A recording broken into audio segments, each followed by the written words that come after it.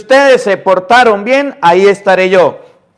Si ustedes se portaron mal, no voy a estar con ustedes. Estaba, y abro un paréntesis, estaba en Roma, allá en los templos, en las 4 basílicas, en una de las 4, la de Letrán, que ahí donde está la iglesia más antigua del mundo, del año 315 y 17 por allá, donde dicen los protestantes, es que la iglesia católica la fundó Constantino. ¿Saben por qué dicen eso los protestantes? María, gracias por su granito de arena. Porque Constantino fue un emperador del año 300. Y la iglesia antes de Constantino existía. Hay cartas de papas, de obispos, de los santos padres de la iglesia. Existía. Alicia, Dios le bendiga, gracias por su granito de arena. Y con Constantino tuvo un sueño, una visión, donde decía, con este signo vencerás. Tenía una guerra, tenía una batalla. Y en esa batalla se le apareció la cruz. Y Constantino colocó y esa historia la cuentan allá, que sucedió. Colocó unas cruces y se fue a luchar y venció. Y como Cristo, el Dios de los cristianos, le había dado la victoria, Constantino dijo, de ahora en adelante mi imperio será cristiano.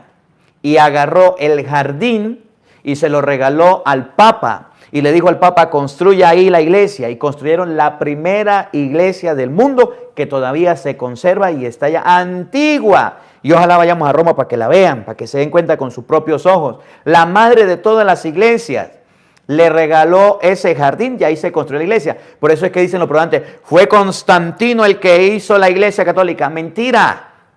La iglesia católica existía. Fuimos a las catacumbas donde enterraban a los cristianos. Antes de Constantino existía la iglesia donde enterraban a los papas.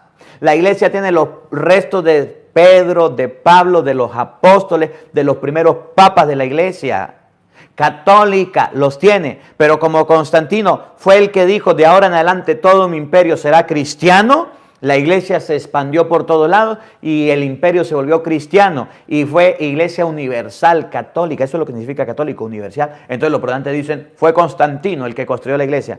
¿Y dónde estaban los protestantes en el tiempo de Constantino?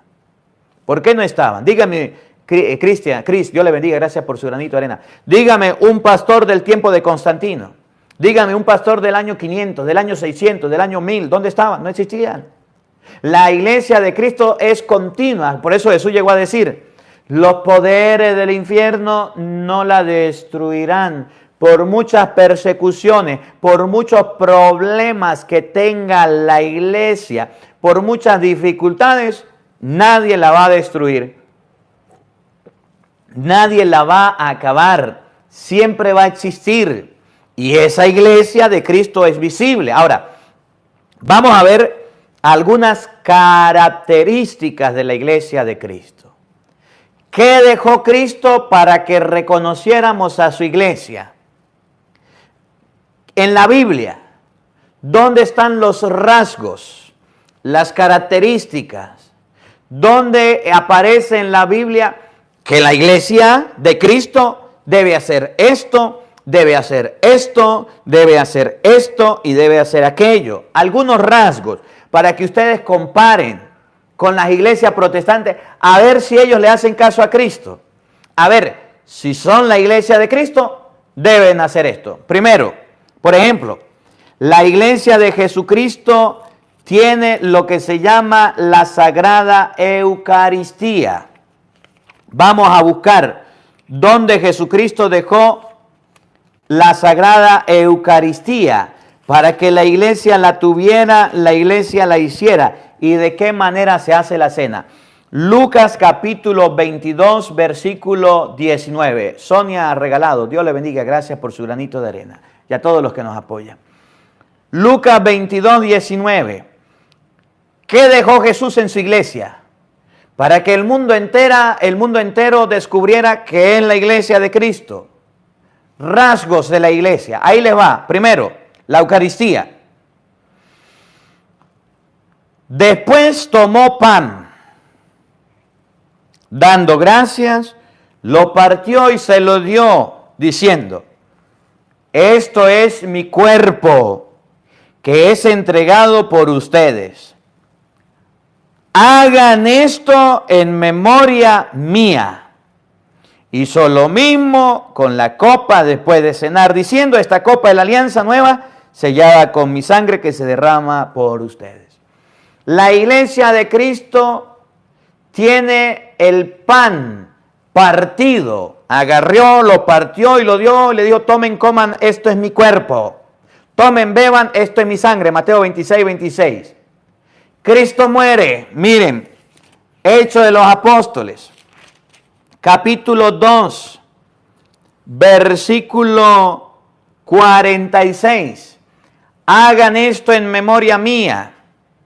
Después de la muerte de Cristo, los apóstoles cumplieron la misión que Cristo le dejó de celebrar la Sagrada Eucaristía. Y lo van a escuchar ustedes mismos, que los apóstoles tenían lo que se llama la fracción del pan que Cristo les había dejado. Oigan, Hechos 2:46. Todos los días se reunían en el templo con entusiasmo, oído al tambor, partían el pan en sus casas y compartían la comida con alegría, con gran sencillez de corazón. Después de la muerte de Cristo, la iglesia siguió celebrando la Eucaristía. Otra cita bíblica, Primera de Corintios, capítulo 11, versículo 23. Pablo, que no conoció a Cristo, recibió la Eucaristía que Jesús había dejado, que era la fracción del pan que se hacía todos los días, que hoy día la Iglesia Católica sigue haciendo, porque Cristo dijo, hagan esto en memoria mía. Y solamente su iglesia, la que él fundó, tiene la Eucaristía. Los protestantes no tienen Eucaristía, es una obra de teatro, pero la iglesia de Cristo lo cumple. Miren a Pablo haciendo lo que Cristo mandó. Primera de Corintios 11, 23. Yo recibí del Señor lo que a mi vez les he transmitido. Pablo lo recibió y así lo pasó y así nos ha llegado a nosotros. Verónica, gracias, Dios le bendiga. ¿Qué recibió Pablo?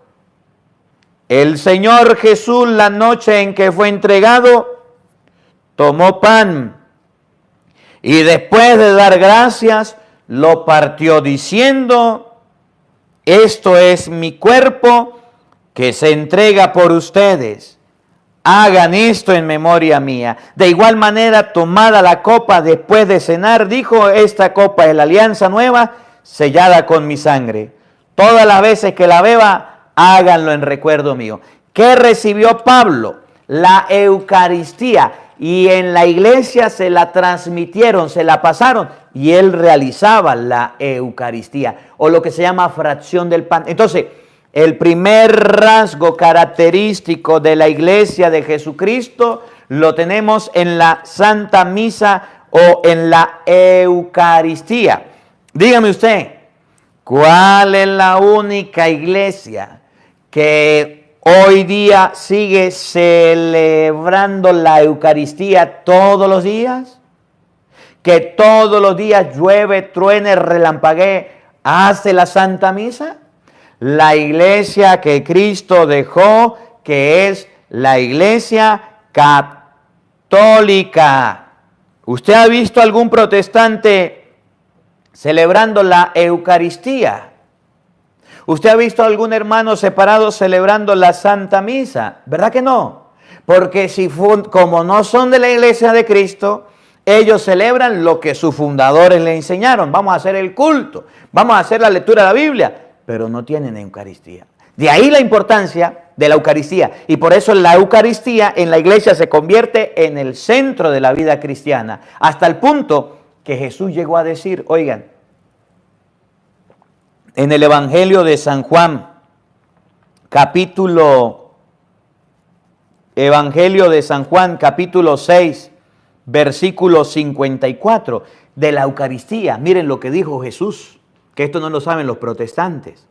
El que come mi carne y bebe mi sangre, vive de vida eterna. Y yo lo resucitaré en el último día. Mi carne es verdadera comida y mi sangre es verdadera bebida. El que come mi carne y bebe mi sangre permanece en mí y yo en él. Jesús dejó la Eucaristía para la salvación de todas las personas que la reciban. Sandra, Dios le bendiga, gracias por su granito de arena. ¿Qué es lo que quiere el diablo? Que la gente no se salve. Y para eso mandó a los pastores protestantes para que hagan sus iglesias, para que hagan sus sectas y eliminen la Eucaristía y aparten la Eucaristía. Separen a la gente de la Sagrada Comunión. Y es donde nosotros debemos pensar. Si me aparto de la iglesia de Jesucristo, si me aparto de la iglesia del Señor, ¿cómo voy a tener la Eucaristía? En primer lugar.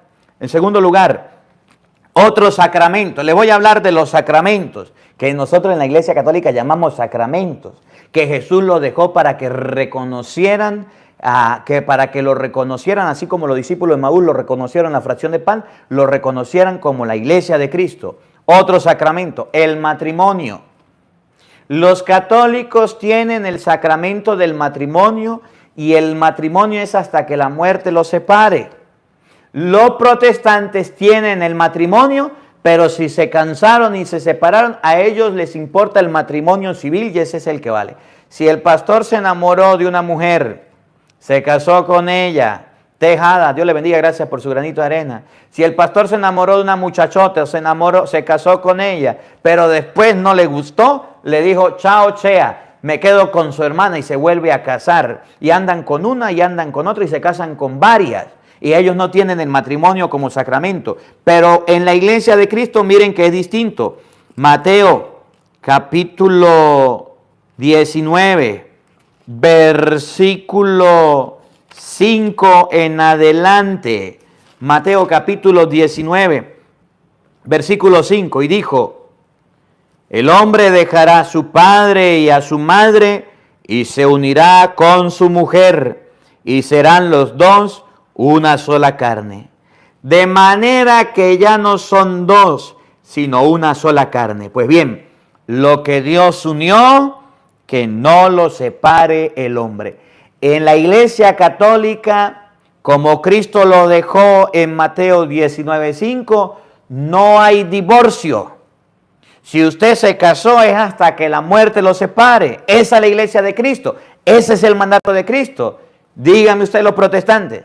Se casan, se divorcian, se vuelven a casar y el matrimonio que vale es el matrimonio del civil. Luego, otra característica de la Iglesia de Jesucristo, el bautismo.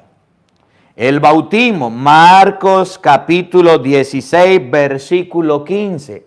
Jesús enseña que el bautismo debe recibirlo una persona para ser salvo.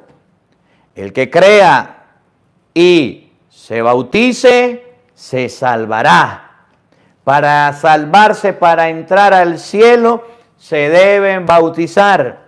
¿Qué dicen los protestantes? No, el bautismo es para los grandes.